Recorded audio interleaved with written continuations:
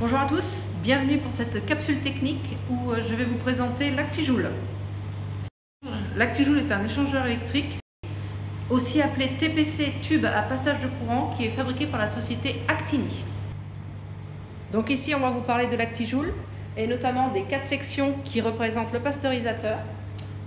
On a la section chauffage ici, la section chambreur, échange et récupération, et également refroidissement qui pour nous se situe avec l'échange et récupération.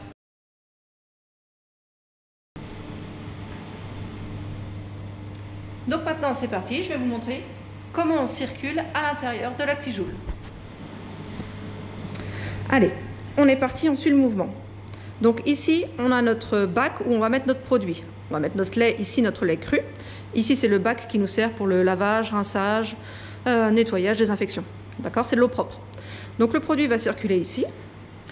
On va passer à l'intérieur de la 23 voies. La 23 voies, ça se présente comme ça. Vous voyez, on est fermé face aux manches ici et on a bien nos 3 voies ici. Donc quand on voudra faire passer le produit, on bouche l'arrivée d'eau ici et on laisse passer notre produit ici. Ensuite, on suit le tuyau ici, hop, on va passer dans une pompe qui nous sert à faire circuler le produit à l'intérieur. C'est une pompe de type moineau à vis excentrée qu'on appelle aussi pompe à queue de cochon. La pompe moineau, comment ça fonctionne? C'est tout simplement un rotor. Ici, vous avez un rotor en inox et un stator, donc une partie fixe qui est en élastomère à l'intérieur. Donc un matériau qui est plutôt fragile, il faut toujours du liquide à l'intérieur pour éviter que l'inox ne vienne frotter sur l'élastomère. Donc vous avez le rotor ici qui s'ajuste au stator et qui va tourner sur lui-même et donc qui va emmener, hop là, alors, vous voyez, hein, c'est comme une vis sans fin, tac tac tac, et ça emmène votre produit.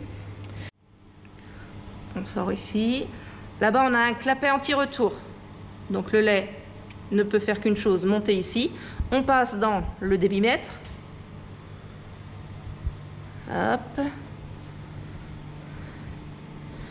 La vanne est fermée ici.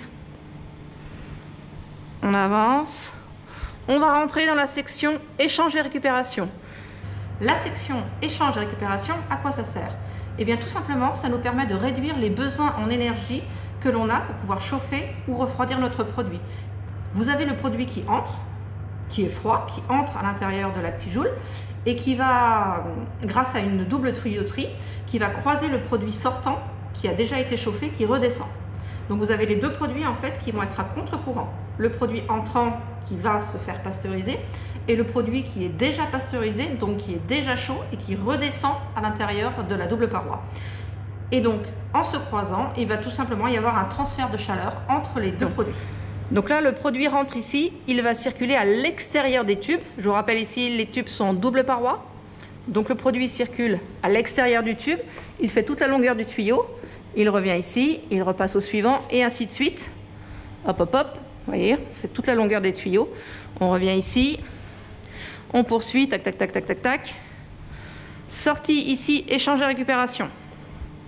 Après l'échange et récupération, on va au chauffage. La section chauffage, comment ça fonctionne? Eh bien tout simplement, on envoie de l'électricité sur les tubes qui font office de résistance. Quand on envoie de l'électricité sur une résistance, cela provoque l'échauffement de la résistance, en l'occurrence les tubes. Le produit à chauffer passant à l'intérieur de ces tubes va donc atteindre sa température de traitement très rapidement. On ressort ici, on a des petites sondes de thermocouple ici, des petites PT100 pour la température. On va alors dans la vanne de dérivation. Vanne de dérivation, équipement de sécurité par rapport à la pasteurisation en cas de défaillance du système de chauffage. Si le pasteurisateur a une coupure électrique ou s'il y a moins de puissance par rapport à la chauffe, le lait est renvoyé ici dans le bac de lancement. Si c'est bon, on rentre dans le chambreur. Le chambreur, à quoi ça sert? Eh bien tout simplement, ce sont des tubes qui sont isolés, qui permettent d'avoir en entrée et en sortie la même température. Et cette température est maintenue à l'intérieur du chambreur. c'est ce qu'on appelle le temps de chambrage. Ça correspond à un temps de pasteurisation, c'est-à-dire un maintien de température pendant un certain temps.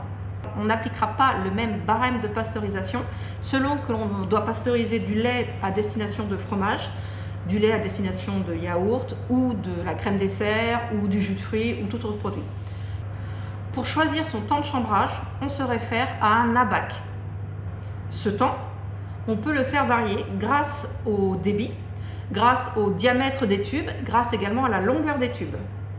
En fonction du nombre de tubes que vous avez sur votre installation, en fonction de leur longueur, en fonction du volume et en fonction du temps de pasteurisation que vous souhaitez, vous allez choisir le débit adéquat. On rentre dans le chambreur. Pareil, tout un système de tuyauterie. Ici, on a 16 tubes. On ressort ici. Hop, on y est.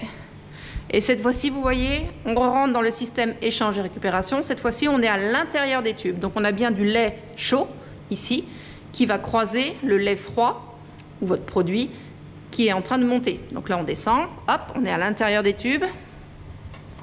Voilà, on imagine, on fait toute la longueur. Hop, hop, hop, hop, hop, hop, hop, hop. Tac. Hop, hop, hop aussi. Et ici, on arrive là. On continue dans le tube. Donc, on est toujours à l'intérieur du tube, mais cette fois-ci, dans la double paroi, ce n'est plus du produit, mais de l'eau glacée, ce qui permet ici d'avoir notre section refroidissement. Donc là, on va refroidir le produit à la température désirée. Sortie du lait ici, ou de votre produit. Hop. Ça, ce sont des prélèvements pour échantillons. Hop. On continue. Voilà, là, la vanne est fermée. On remonte ici. La vanne ici est fermée de ce côté-là. Hop, ça remonte. Petit visuel. Hop, on continue. Voilà. Et on sort ici. Et là, vous avez du lait pasteurisé. Et dernière partie, maintenant, on va voir la mise en route. Pour la mise en route de l'ActiJoule, on a ici le premier sectionneur. Pour la mise sous tension, vous avez ici le programmateur pour le chauffage. Ici, pour votre température de sortie. La vanne de dérivation et les différents petits boutons qu'on va voir ensemble. L'enregistreur. Pour la mise en route, pour la sécurité de l'appareil, déjà on va commencer par mettre l'alimentation du bac en automatique. C'est ce qui permet d'avoir de l'eau toujours dans le pasteurisateur. Donc quand on met notre alimentation bac eau sur 1, nous allons remettre de l'eau automatiquement ici quand le niveau sera bas. Comment est-ce que l'appareil détecte qu'il y a un niveau bas? C'est grâce à une petite bille ici située dans ce flotteur. Regardez.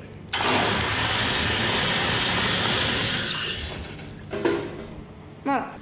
En deuxième, on va allumer la pompe et puis votre pompe de chauffage. Donc ce qui va permettre de monter à la température que vous avez choisie ici.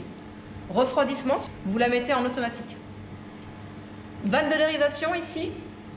Position 0, elle dérive continuellement. Position 1, c'est un process, c'est-à-dire qu'elle va dériver seulement si la température est inférieure à 72 degrés. Position 2, position manuelle, là elle ne va pas dériver du tout, quelle que soit votre température. Et position 3, nettoyage, elle va s'ouvrir, se fermer environ toutes les 30 secondes. Traitement, ici. Donc quand vous voulez changer votre consigne de température, vous avez juste, pour ce régulateur-là, à appuyer sur les flèches plus et moins. Votre température est validée automatiquement. Pour la température de sortie, ici, vous appuyez sur Func, fonction, SP pour Set Point, votre consigne. Avec les flèches, vous montez, vous descendez, vous choisissez votre consigne et vous appuyez pour fonction pour la valider. Et là, elle est bien validée.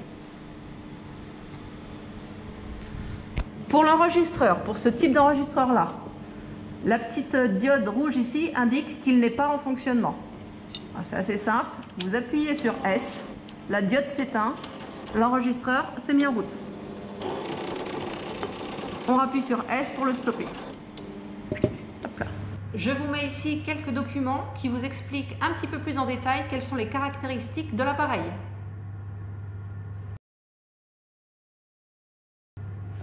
Merci à tous d'avoir suivi cette petite vidéo. J'espère que maintenant vous en savez un petit peu plus. Et puis moi je vous dis à la prochaine.